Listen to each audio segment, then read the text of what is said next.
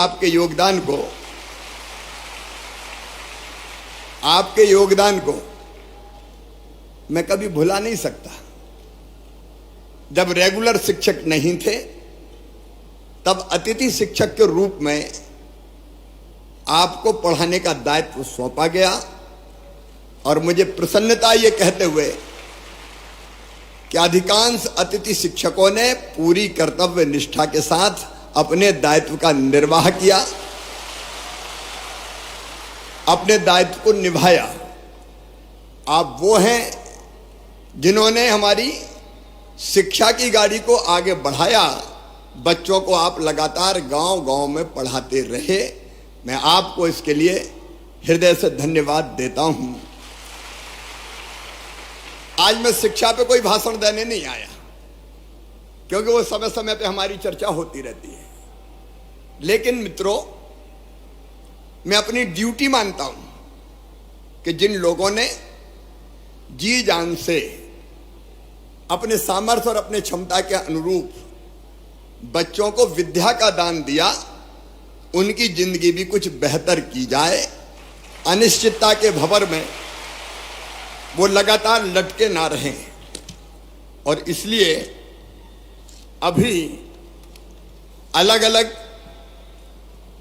Period के अनुसार आपको मानदेय देने की व्यवस्था है।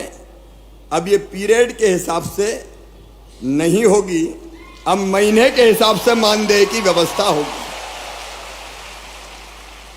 और मानदेय भी जो हम तय कर रहे हैं, वर्तमान जो होता है, अतिथि शिक्षक वर्ग 1 9,000, इसके स्थान पे 18,000 रुपया दिया जाएगा। अतिथि शिक्षक वर्ग 2 7,000, उसकी जगह 14,000, और 3 को 5,000 की बजाय 10,000 रुपया ये मानदेय किया जाएगा। और अभी शायद हर महीने करते हैं अनुबंध, क्या करते हैं साल का, तो अब बीच में कोई भी गैप नहीं होगा। एक बार अनुबंध हो गया तो पूरे साल चलेगा, क्योंकि कुछ समय पढ़ाए वो उस समय करें क्या, आखिर उनकी भी तो जिंदगी का सवाल है। और इसलिए एक बार अनुबंध का मतलब साल भर उनकी सेवाएं चलेंगी। लेकिन इसके साथ साथ अब इस अनिश्चितता के भंवर से निकालने की भी एक परमानेंट कोई योजना बनानी पड़ेगी। और इसलिए हम एक शिक्षकों की भर्ती में अभी तक अतिथि शिक्षकों को केवल 25% का आरक्षण था, अब 50% बढ़ा के किया जाएगा। क्योंकि जो पढ़ा रहे हैं, जो अनुभवी है, वर्षों का व्यवहारिक ज्ञान जिनको है, अगर वो भर्ती होंगे तो मैं समझता हूं कि वो बेहतर ढंग से बच्चों को पढ़ा सकेंगे, बेहतर ढंग से बच्चों को पढ़ा सकेंगे। और ये व्यवस्था अगली भर्ती से ही जैसे होती है तत्काल हम लागू करने का काम करेंगे। और अतिथि शिक्षकों को उच्च शिक्षा विभाग के अनुसार प्रतिवर्ष 4 और अधिकतम 20 अंक बोनस के रूप में ये प्रदान किए जाएंगे, ताकि अधिकतम उनका चयन हो सके, उनका सिलेक्शन हो सके। आप पढ़ाने का काम कर रहे हैं, लेकिन पूरे मान और सम्मान के साथ पढ़ाएं।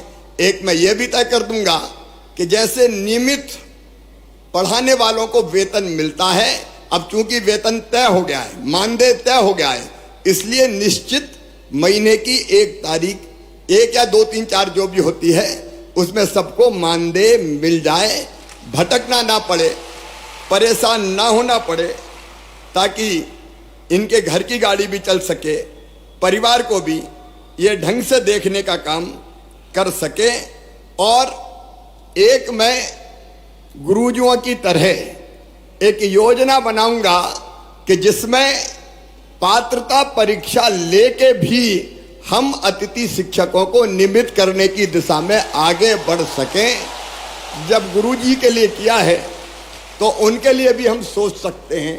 केवल जो आरटीए के अंतर, आपको पता है शिक्षा का जो कानून है, आरटीई उसके अंतर्गत डीएड बीएड वाली जो बाध्यताएं हैं वो हम रिलैक्स नहीं कर सकते, क्योंकि वो केंद्रीय कानून है।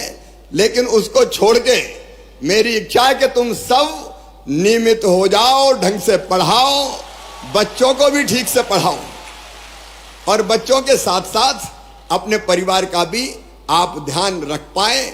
आपने इतने दिन में जहां गया बहुत अनुशासित तरीके से अपनी बात रखने का काम किया। मैं जहां जाता था मेरे अतिथि शिक्षक मित्र मिलते थे और बड़े अनुशासित ढंग से अपनी बात करते थे। मेरी आपसे इतनी अपील है कि मैं आपकी चिंता करूंगा, भारतीय जनता पार्टी की सरकार आपकी पूरी चिंता करेगी। आपकी जिंदगी अनिश्चित हम नहीं रहने देंगे, निश्चितता लाकर ही रहेंगे। कई कदम मैंने आपको बता दिए, लेकिन आपसे भी मेरा आग्रह है कि शिक्षक का मतलब सामान्य सेवा नहीं है, यह है बच्चों का भविष्य बनाने का काम। आज जो बच्चे पढ़ेंगे वो ही मध्य प्रदेश बनाएंगे, वो ही अपने देश को बनाएंगे। तो मेरी अपील है कि बेहतर से बेहतर पढ़ाई, बेहतर से बेहतर शिक्षा, और उसके लिए अगर हम अपने आप हमको ट्रेनिंग प्राप्त करनी हो, हमको कई चीजें सीखनी हो, तो आप उसकी भी भरसक कोशिश करना कि आप अपने आप को कैसे और ज्यादा सक्षम बना सकते हैं। शिक्षकों का भाषण नहीं बोलता, शिक्षकों का आचरण बोलता है, प्रभावित वही करता है। और इसलिए आपका आचरण बोले। आपको देख के देखो, मैं आज जो कुछ हूं, मैंने अनेकों बार कहा है, मैं आज फिर कह रहा हूं कि मैं जो कुछ हूं आज, उसमें सबसे बड़ा योगदान है तो मेरे माता पिता के बाद मेरे गुरु, मेरे शिक्षक श्री रतन चंद जैन जी का है। मैं उनको बारंबार प्रणाम करता हूं।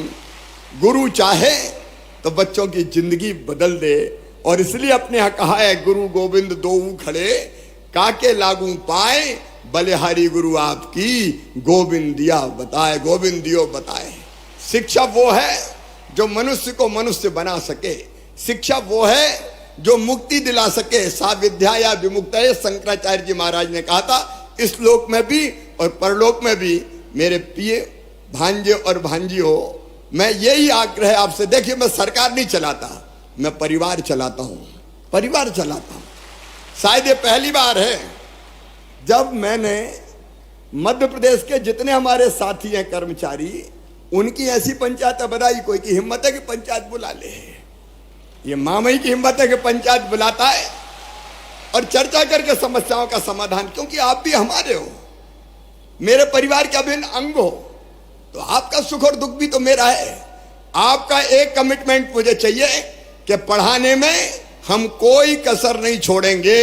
बोलो सब तैयार हो तो बोलो भारत माता की।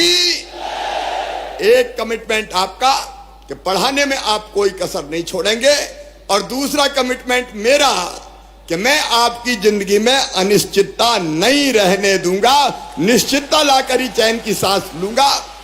और उसकी कई चीजें मैंने आपके सामने रखी है, वो नीति बना के आपके भविष्य को भी सुरक्षित रखेंगे। क्योंकि आपके भी तो बच्चे हैं, आपके भी तो बेटा, कई की तो शादी हो गई और कई बार पहले शादी हो गई। कितने सालों से पढ़ा रहे हैं? मैं समझता हूं कि 15-15, 20-20 साल से पढ़ाने वाले भी शिक्षक हैं कि नहीं? अतिथि शिक्षक वो भी हैं। तो ये कहां जाएंगे? इनको कहां रास्ते में छोड़ेंगे? क्या इनको जीने का हक नहीं है? क्या इनको मुस्कुराने का अधिकार नहीं है? और इसलिए आज मैं भरे भाव से कह रहा हूं कि आपकी चिंता मैं करूंगा, जिंदगी में निश्चितता लाएंगे।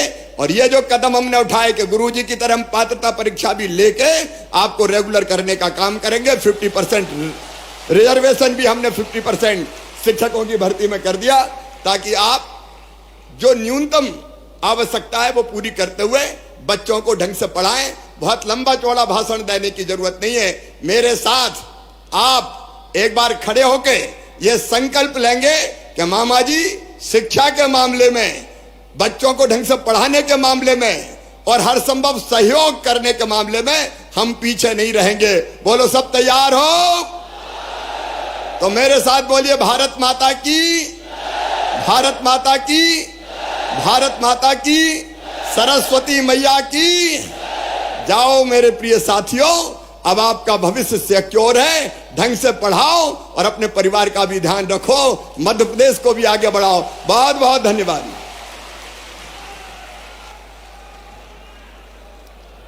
बहुत बहुत धन्यवाद माननीय मुख्यमंत्री महोदय आपका।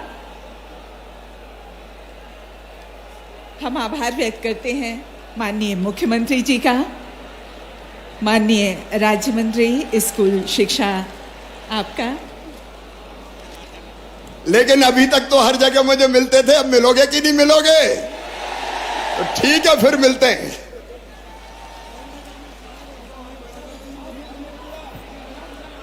एक बार फिर माननीय मुख्यमंत्री जी का बहुत बहुत आभार।